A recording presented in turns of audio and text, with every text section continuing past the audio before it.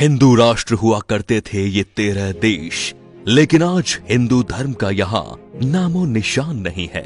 इसीलिए लोगों को जागरूक करने के लिए इस वीडियो को पूरा देखें और शेयर जरूर करें।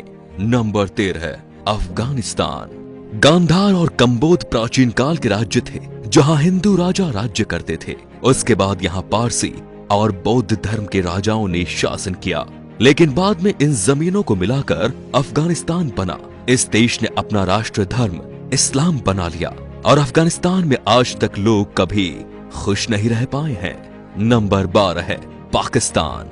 साल 1947 में पहले भारत का ही हिस्सा था और सिंध के नाम से जाना जाता था, लेकिन बाद में ये अलग देश बना जिसमें पंजाब, मुल्तान, पेशावर, बलूचिस्तान आदि भाग मिले।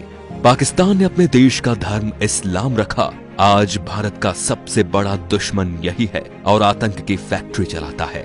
नंबर 11 है बांग्लादेश। साल 1947 में भारत के विभाजन के बाद बंगाल से कटकर पूर्वी पाकिस्तान बना।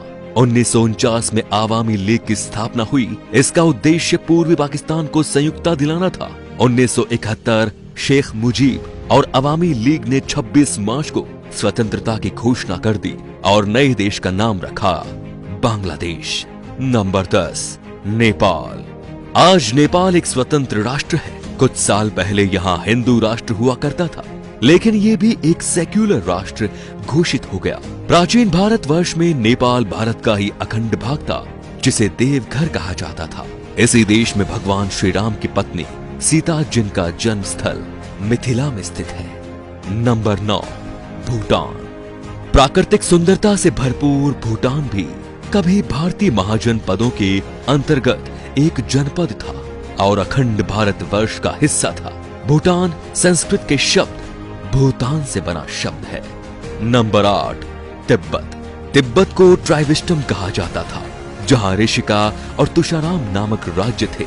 आज चीन द्वारा कब्जा किया हुआ ये देश भी भारतवर्ष का अभिन्न अंग था। तिब्बत में पहले हिंदू, फिर बाद में बौद्ध धर्म का प्रचार हुआ और ये बौद्धों का प्रमुख केंद्र भी बन गया। Number 7, Myanmar. म्यांमार को प्राचीन भारतवर्ष में ब्रह्मदेव के नाम से जाना जाता था। यह देश प्राचीन काल से ही भारत का ही उपनिवेशक रहा है। हालांकि मुस्लिम शासनकाल में म्यांमार शेष भारत से कटा रहा और यहाँ पर स्वतंत्र राज्य सत्ताएं कायम हो गई। नंबर 6, श्रीलंका। श्रीलंका भारतीय उपमहाद्वीप के दक्षिण में हिंद महासागर में स्थित एक बड़ा महाद्वीप है। ये भारत के चोल और पांड जनपद के अंतर्गत आता था। कालांतर में यहाँ के सिंघल राजा ने बौद्ध धर्म अपनाकर इसे राज्य धर्म घोषित कर दिया और आज श्रीलंका भारत से अलग है। Number 5, Malaysia. मलय प्राय द्वीप का दक्षिणी भाग मलेशिया देश के नाम से जाना जाता है।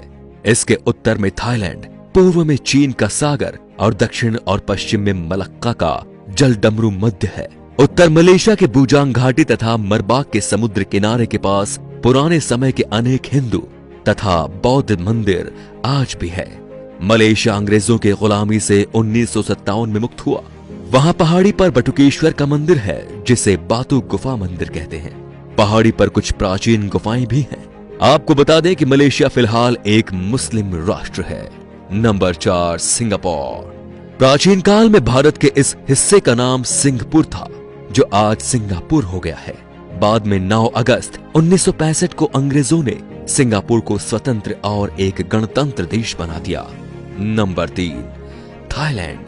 हमें भले ही घूमने के लिए कहीं जाना हो तो थाईलैंड का नाम दिमाग में आता है, लेकिन ये बहुत ही कम लोग जानते हैं कि थाईलैंड का प्राचीन भारतीय नाम श्याम देश है। प्राचीन काल में यहाँ हिंदू और बौद्ध धर्म और संस्कृति का एक साथ प्रचलन था, लेकिन अब ये एक बौद्ध राष्ट्र है।